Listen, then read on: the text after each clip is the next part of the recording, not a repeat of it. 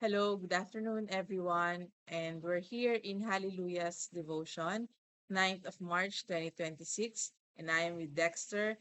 And today we'll be studying on the Bible verse of Ezra, chapter 7, verse 10. So it says here that for Ezra had set his heart to study the law of the Lord and to do it and to teach his statutes and rules in Israel. So, this verse highlights three essential movements in Israel's life. First is to study. Ezra devoted himself to learning God's word deeply and faithfully. His commitment wasn't casual. It was intentional and wholehearted. So, sabi diyan, Ezra devoted himself.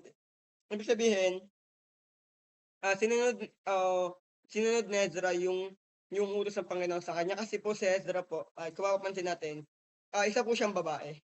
Pero sa kabila ng pagiging babae niya, tumayo pa rin siya alang-alang sa gawain ng Panginoon. Mapapansin po natin dito, sabi diyan, ah, pinag-aralan ni Ezra ang kautusan ni Yahweh upang maisagawa niya ito, upang maituro niya ito sa bayan ng Israel. So, si Ezra is nagkaroon siya ng commitment na aaralin ko yung salita na ito para maibahagi ko sa mga Israelita. And kung sa modern day naman, modern years naman natin ngayon, kung mapapansin natin, yung ginagawa namin ni Mami D, ito yung ginawa ni Ezra. Pinag-aralan niya yung salita ng Panginoon. Kasi ang sabi ng Lord kung pupunta tayo sa Bible, sabi niya kay Joshua, wag wag mong kaligtaan basahin ang aklat ng kautusan.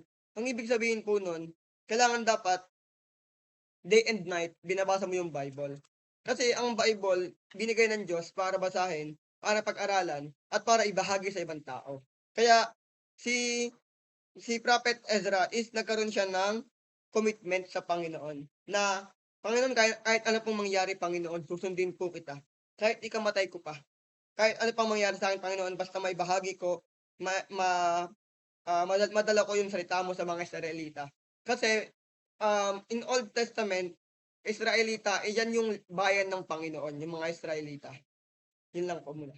Okay. So, next naman ako mag-share. Itong verse na to ay nag-highlight sa practice. He didn't stop at knowledge. Una po ba, si Ezra is lalaki or babae? Lalaki po, mami. Ah, Babae po. babae si Babae po Ezra. siya. All right. He lived out what he learned, embodying the law in his daily life. So, sabi dito, um, patuloy siyang nag-aaral, patuloy siyang nagbabasa, patuloy siyang nagbabahagi ng salita ng Panginoon sa kanyang mga kasama sa buhay. At um, sa araw-araw, isinasabuhay niya kung ano yung nababasa niya. Minsan kasi nagbabasa tayo, pero nakakalimutan natin isabuhay. So si Ezra, ah, makikita sa buhay niya kung ano yung mga nababasa niya at kung anong nilalaman ng Biblia. Next naman po, na highlight sa verse na to ay to teach. Finally, Ezra shared what he had received, guiding Israel to walk in God's ways. Ah, sabi diyan ano, guys, finally Ezra shared what had received. Ano ba yung na-receive ni Ezra? Yung Bible, yung God message, yun po yung na-receive ni Ezra. Hindi niya na-receive yung money o yung kahit anong parangal. Ano yung na-receive niya? Yung message ni God para sa kanya. At ibinahagi niya rin ito sa mga Israelita. Kasi, sabi diyan, guiding Israel to walk God's way. Tinuruan niya yung mga Israelita na lumakad sa pananampalataya para sa Panginoon. Yun naman po yung dapat nating gawin, mga ah, anak ng Diyos. Tulungan na lumakad yung bawat isa pagdating sa gawain ng Panginoon. Katulad po sa amin, sa church na lang po namin, sa Victory Church po.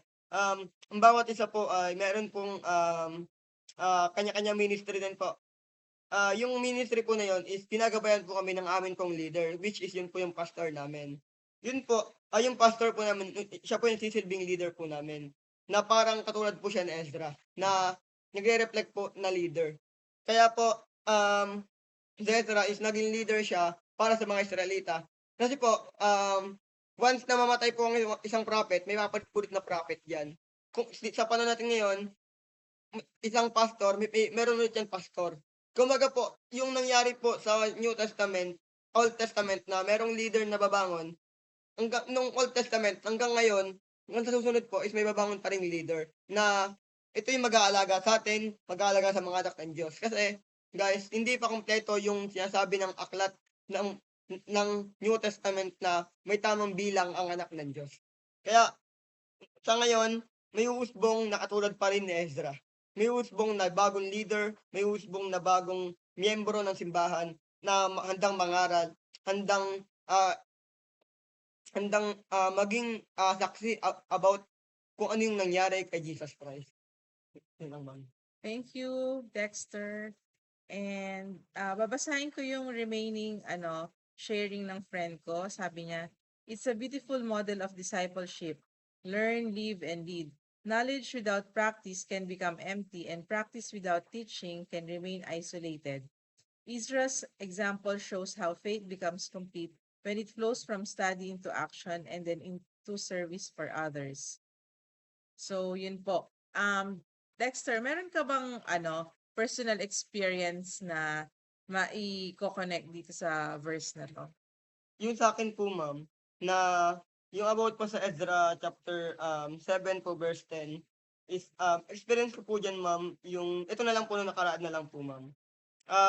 Habang ako po, mami, ay nag-aaral po ng word ni God, nararamdaman ko po, mami, na yung kasi po, mami, 'di ba po, sabi po ng verse po natin is um, ang kautusan ni Yahweh upang maisagawa niya ito, upang maituro niya sa bayang Israel. Mami, yung sa akin po, yung verse ko po na ginawa po nung nakaraan, it's all about po, mami, about warrior. And nung time po na yun, mami, pinag-aralan ko po, mami, yung Bible verse po na warrior. Hanggang sa ako po, mami, yung makatagpo po ako, mami, ng isang verse po, mami, na about po talaga sa warrior. Na connected din po dito kay Prophet Ezra and connected din po 'to sa buhay ko. Kasi nakalagay po dun, mami, ang bawat anak po ng Diyos ay lumalaban po spiritually. Bagamat hindi po natin nakikita pero lumalaban po tayo, mami, spiritually. Kaya po, yung nais ko pong i-share dito, mami, na bawat isa po kung aspiring ka, mami, kasi po meron po ngayon, mami, aspiring pa lang maging isang kabataang anak ng Diyos. Kung gusto mo maging katulad namin, sundin mo yung ginawa ni Ezra. Read your Bible and i-share mo sa iba kung ano yung natutunan mo. Yun po. Yun. Very enlightening and very heartwarming yung sinabi mo, Dexter. Yes, mami. And sa akin po, personal experience, hindi pa po ako fully nagiging pastor, pero in a way na nagde-devotion kami, share kami ng mga Bible verses or nag-inspire kami ng mga tao. Somehow, nakakatulong yon sa pagpapalaganap ng pagmamahal ni Lord sa ating lahat. At ang nais lang naman ni Lord mapabuti ang buhay natin. At magiging mabuti lamang ito kung maalam tayo sa Bible kasi nandun na lahat ng mga salita na magbibigay buhay at nagbibigay buhay at hindi lang ng buhay kundi ng magandang buhay sa lahat. At nais po namin na maging kasama kayo sa aming online devotion and nais po naming maging kasama kayo sa aming journey sa buhay.